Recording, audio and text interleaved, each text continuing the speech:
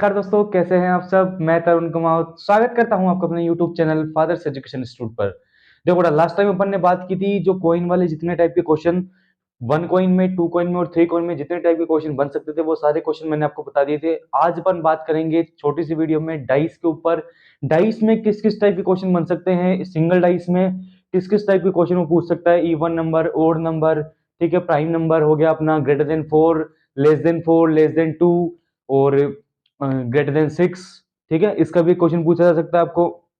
तो ये किस टाइप के क्वेश्चन पूछ सकता है। और दूसरी बात, अगर दो डाइस को अगर थ्रोन कर देता हूं तो किस टाइप के क्वेश्चन पूछ सकता है, वो सारी बातें आज मैं आप लोगों को बताने वाला हूं। आज की क्लास बहुत ही महत्वपूर्ण क्लास होने वाली है आपके लिए। ये क्लास आपको देखोगे तो डाइस के बारे में एक भी क्वेश्चन आपका गलत नहीं होगा। आप सारी चीजें जान जाओगे डाइस में किस किस टाइप से क्वेश्चन आएगा, कैसे मैंने को उसको एग्जीक्यूट करना है, कैसे उसका आंसर देना है, सारी बातें मैं आज आप लोगों को सिखाने वाला हूं।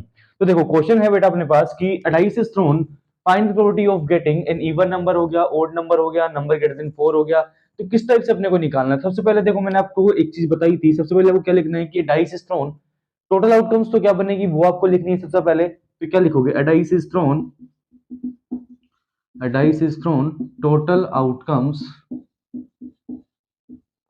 कौन कौन सी बन जाएगी, या तो 1 आएगा या 2 आएगा या 3 आएगा या 4 आएगा या 5 आएगा या 6 आएगा। इसके अलावा कुछ नहीं आने वाला भाई। 6 प्रकार की जो पॉसिबल आउटकम्स है वो हो सकती है। लेकिन मैंने फर्स्ट क्वेश्चन में क्या बात की, इवन नंबर की। तो फॉर इवन नंबर, देखो इवन नंबर कौन कौन से होंगे इसमें, ये आप लोगों को चेक करना है। 2 हो गया, 4 हो गया और 6 हो गया, ये 3 ही इवन नंबर है यहाँ पर। तो क्वेश्चन के अकॉर्डिंग ये फेवरेबल आउटकम्स हो गई अपनी। फेवरेबल आउटकम्स कौन सी हो गई, 2, 4 और 6, ये 3 अपने पास क्या हो गई, फेवरेबल आउटकम्स हो गई। तो फॉर्मूला क्या हो जाएगा, P E is equal to favourable outcomes upon total outcomes. ठीक है, तो फेवरेबल तो कितनी होगी बेटा अपने पास, 3 और टोटल हो गई 6। सिंप्लीफाई करूंगा तो कितना आ गया, पीई की वैल्यू कितनी आ गई, 1/2। बात समझ में आ रही है क्या। देखो मुझे क्या करना था, मुझे क्वेश्चन दिया हुआ था बेटा कि dice is thrown, find the probability of getting an even number, an odd number, an number greater than 4, number greater than 3, number greater than 4, greater than equal 4, greater than equal 3। इस type की भी बात कर सकता है। तो जब equal की बात करेगा तब जो नंबर की बात होगी वो नंबर भी इंक्लूड हो जाएगा उसके अंदर। ये बातें आपको विशेष ध्यान रखनी है बस, इसमें ज्यादा कुछ नहीं है, सिंपल टाइप के क्वेश्चन है। अपन ने क्या किया, इवन नंबर की बात की तो टोटल आउटकम्स अपन ने लिख दी कि 1 2 3 4 5 6, 6 प्रकार की जो पॉसिबल आउटकम्स है वो इसमें बन सकती है। इतनी काम हो गया। इतना काम करने के बाद अपने को क्या करना है, किसके लिए बात करी, इवन नंबर की बात करी। तो इवन नंबर अपने पास कौन कौन से हो सकते हैं यहाँ पर, एक तो 2 हो सकता है, 4 हो सकता है और 6 हो सकता है। 3 प्रकार की जो इवन नंबर की पार्ट है वो अपने पास आ गए। अच्छा, फॉर्मूला क्या होता है, P is equal to favourable outcomes upon total outcomes. Favourable outcomes तो हो गए 3, टोटल आउटकम्स हो गए 6। सिंप्लीफाई करूंगा तो कितना आ गया, 1/2। तो प्रोबेबिलिटी ऑफ इवेंट कितनी हो गई, 1/2। इसी प्रकार देखो, अगर मैं ओड नंबर की बात करता हूं तो मेरे पास देखो जो ओड नंबर है वो कौन कौन से हो जाएंगे, एक तो 1 हो जाएगा, एक 3 हो जाएगा और एक 5 हो जाएगा। तो प्रोबेबिलिटी ऑफ इवेंट में फेवरेबल तो कितनी हो गई, 3, टोटल हो गई 6। इसकी भी कितनी आ जाएगी प्रोबेबिलिटी ऑफ इवेंट, 1/2 आ जाएगी। सेम टाइप की चीजें हैं, कुछ भी अलग नहीं है, ज्यादा दिमाग खराब नहीं करना है। एक तरीका जो आप लेके चल रहे हो उसी तरीके पे बेस आपको आगे की ओर चलना है, तो आपका क्वेश्चन सही जाएगा। बिल्कुल भी माइंड को चेंज मत करना बीच में कि नहीं यार ऐसा कुछ हो सकता है। ऐसा कुछ अगर एग्जाम में आप सोच लिए तो क्वेश्चन समझ लेना कि आपका वहीं पर आपका क्वेश्चन गलत हो जाएगा। अब अगर मैं बात करूं कि नंबर ग्रेटर देन 4, तो 4 से ग्रेटर देन कौन कौन से हो गए, 5 और 6। जो फेवरेबल आउटकम्स हो जाएगी वो अपने पास कौन कौन सी हो जाएगी, 5 और 6। तो इसकी प्रोबेबिलिटी ऑफ इवेंट जब मैं निकालूंगा तो कितनी आ जाएगी, 2/6। देखो टोटल तो 6 ही है, वो तो 6 ही रहेगी हमेशा। तो कितनी आ गई, 1/3 आ जाएगी फिर इसकी। अगर मैं बोलता हूं number greater than an equal to, greater than an equal to की अगर मैं बात करता हूं, इस क्वेश्चन की बात करता हूं, तो देखो 2 या 2 से ग्रेटर देन, तो 2 3 4 5 6। तो फेवरेबल जो आउटकम्स बनेगी वो कौन कौन सी बनेगी, 2 3 4 5 और 6, 2 to 4 और 1 5। तो प्रोबेबिलिटी ऑफ इवेंट कितनी आ जाएगी, 5 तो फेवरेबल हो गई, टोटल हो गई 6। कितनी आ गई बेटा, 5/6। ये बात आपको विशेष ध्यान रखनी है इसमें। अगर मैं बात कर लूं किसकी, अगर मैं प्राइम नंबर की बात कर लेता हूं, तो प्राइम नंबर कौन कौन से हो गए, देखो 1 काउंट होता नहीं है, 2 हो गया, 3 हो गया और 5 हो गया। प्राइम नंबर कौन कौन से हो गए, 2 3 और 5। तो प्रोबेबिलिटी ऑफ इवेंट क्या बन जाएगी, 3/6 कितना आ गया, 1/2। 2 आ गया।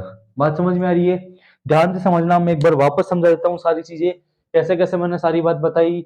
ये बातें अगर आप ध्यान से समझ लोगे तो डाइस का एक भी क्वेश्चन, मेरी गारंटी है, मैं आपका बिल्कुल भी गलत नहीं होने दूंगा। क्योंकि कई बार क्या बच्चे क्या करते हैं, बच्चे पढ़ तो साहब बहुत सारा लेते हैं, लेकिन फिर उनको ये पता नहीं चलता कि एग्जाम में मेरे को लिखना क्या है। तो बेटा अगर आपने कंसेप्ट वाइज अगर चीजें पढ़ी है ना, तो क्वेश्चन गलत होगा नहीं।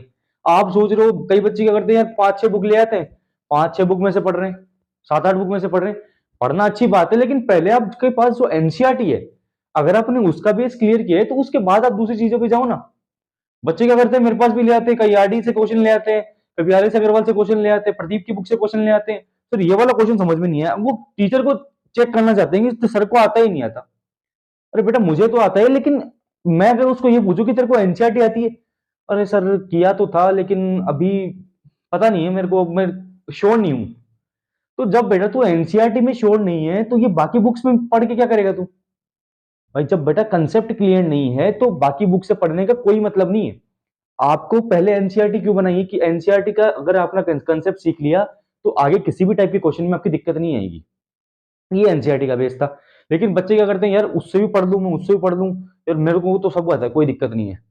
अगर एनसीईआरटी के छोटा सा क्वेश्चन में अगर उससे पूछूं तो वो नहीं आएगा उसको, एग्जाम्पल भी अगर पूछ लिया तो वो भी नहीं आ सकता उसको। क्योंकि वो कहावत है ना अपने की, अधगल गगरी छलकत जाए। ठीक है, अधूरा ज्ञान क्या है, ज्यादा झलकता है।